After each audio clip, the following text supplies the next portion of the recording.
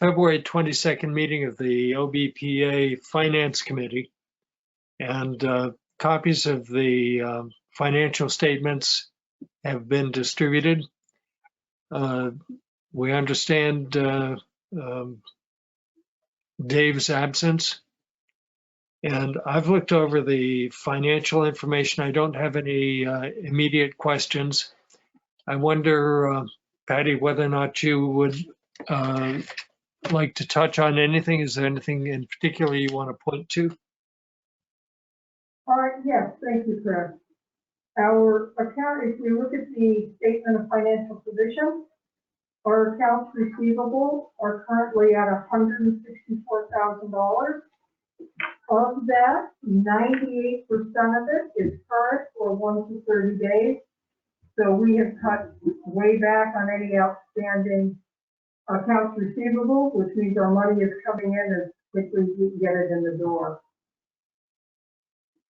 We do have now a prepaid expense. It is one of the insurances, our disability and paid family leave has to be paid all at once in January for the entire year. So we actually do have a prepaid expense now. Every month that will go down approximately $1,000. Our fixed assets are what they are. Our construction in progress has ballooned. It is due to the Tiger Bridge painting project and the harbor deepening project. Those two projects make up $14.5 million of the construction in progress. We have 9 other projects that make up the remaining $1 million. So the majority of it belongs to those 2 projects. I decided to help us a little bit in the accounts payable so that we didn't get overly concerned when we saw a large number of $4 million in accounts payable. So I have broken it out to accounts payable regular or general, accounts payable New York State retirement, and accounts payable the Tiger grant and bridge repair. And you will notice that our accounts payable regular is at 897 at the end of January. It is currently at 871. So while we are starting to increase a little bit, we are being able to every month, thanks a great deal to the salt that we're bringing in, the payments for salt. We're able to keep the accounts payable, the regular, at bay. We have since made another $2 million payment to Kiyosaki. So the Tiger Grant Bridge repair is now at $1.2 million. With the next payment, which should come at the end of this week or the end of next week, that will be Kiyosaki Steel all caught up. So we'll be in an excellent position to go forward with the spring invoicing from Kiyosaki Steel.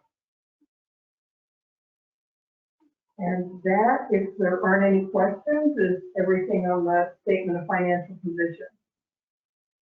Well, it sounds to me, I would like to just check and make sure that I understand. It sounds to me as if the arrangement for paying Kiyosaki for the work on the bridge repairs, is if that arrangement's working.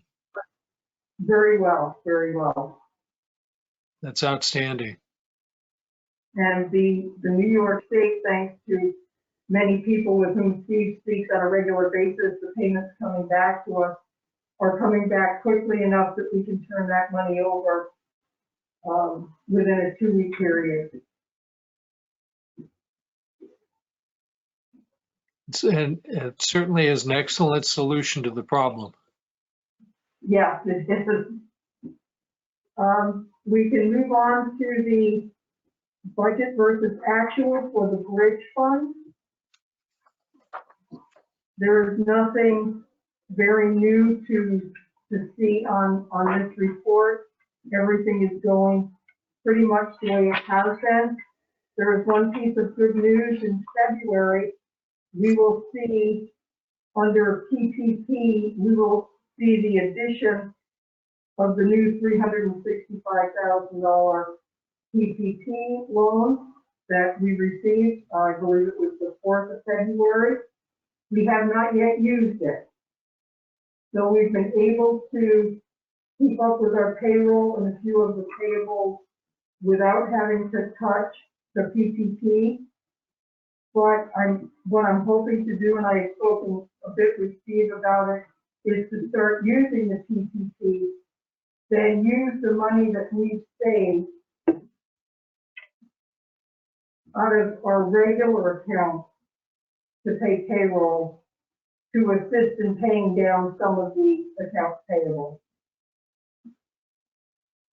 And the PPP should last us March, April, and half of May. So that might give us a bit of time to get a better handle on our general accounts payable.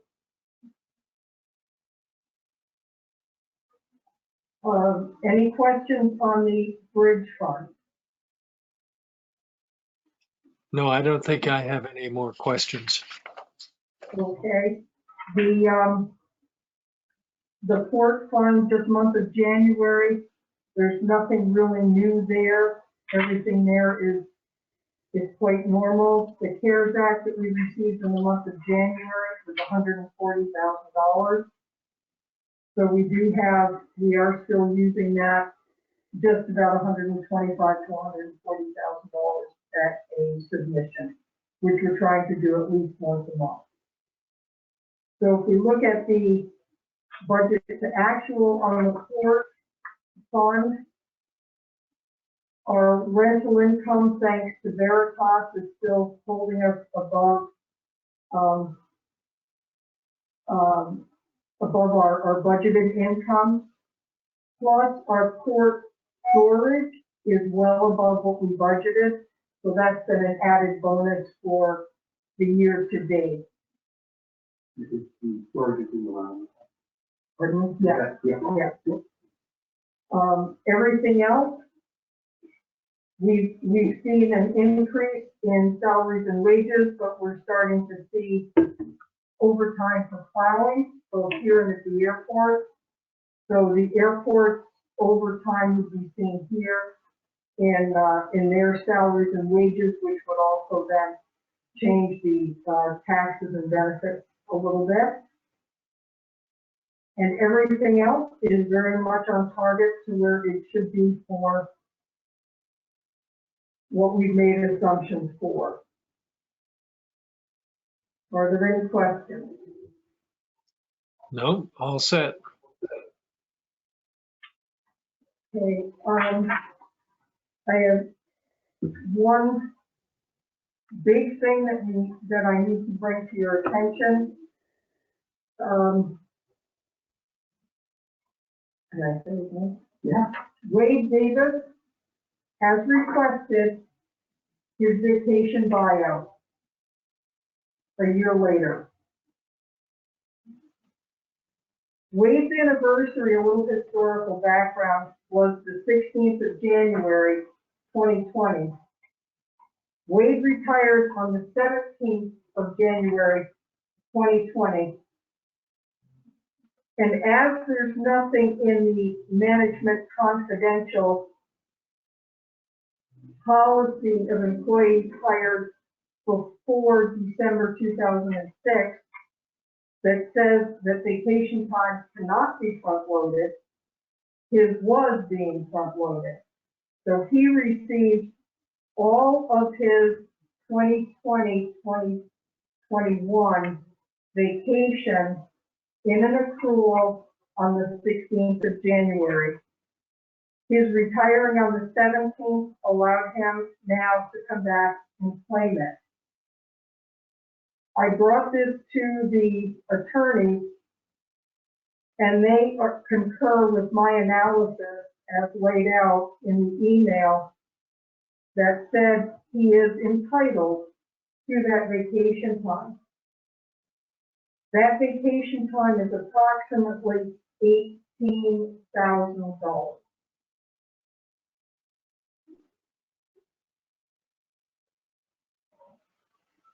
I'm not certain why it has been left on the table for a year, but now that he's doing his tax return, I think he realized he didn't have it.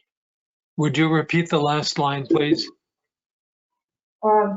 I believe now that he's doing his taxes, he has realized that he never did get the buyout of his vacation time last year. Mm-hmm. And Vladas agrees with the way this was laid out, even if we don't like it, that he is entitled to that vacation buyout.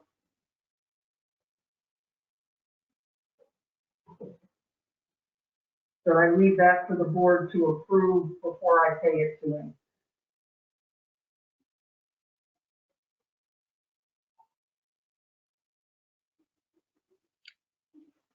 I wonder whether anyone else in the meeting has any comments on that.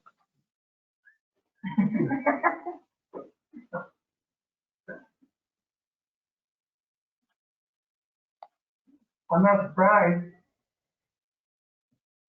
My comment, do I like it? No. However, I think we've been advised by board council that we should go ahead and pay for it.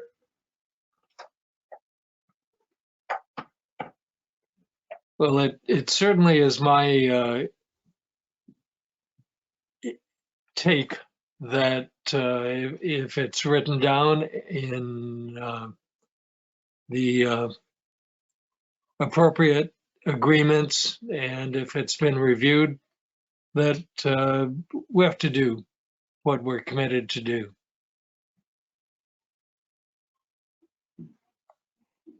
So This what sort I of, will do is I will create a resolution for the March board meeting, great. as it is a large sum. And then we can put it in our payable on approval by the board. That seems appropriate. Seems to me we keep learning practices, but it might be a good thing if someone leaves the employee, if we have some sort of a closeout procedure that identifies obligations and where we stand on our resolutions at that point. Agreed. It's a good point, Chris. I think we need a review of some of our policies and procedures.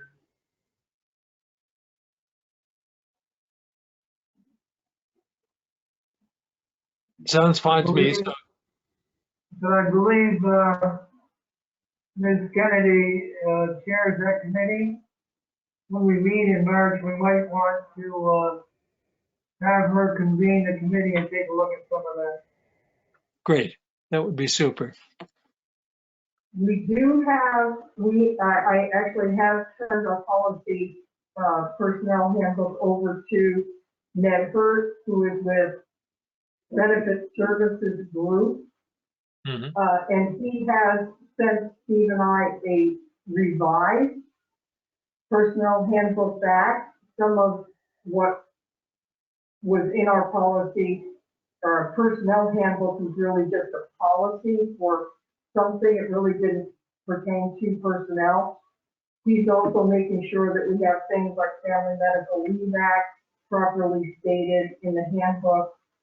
So we also have that he's been helping us rewrite so that it's legally stated.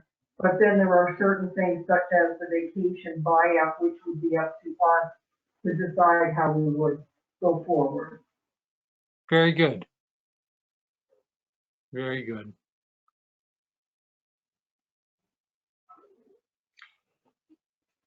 Well, it seems to me that that really covers the business for our meeting. I wonder whether Steve or Sam have any other issues to bring up before the meeting and discuss. I don't, Patty took care of the one thing that was outstanding, that we talked about, but I don't have anything for it.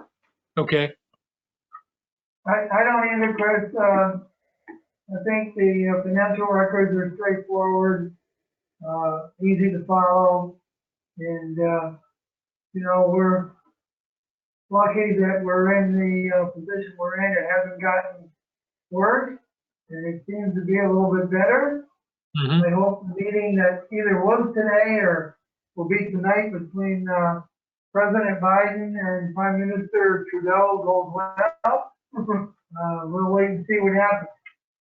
Well, Canadian television has already said that the border is closed for another month. mhm. So we are out now until March 21st.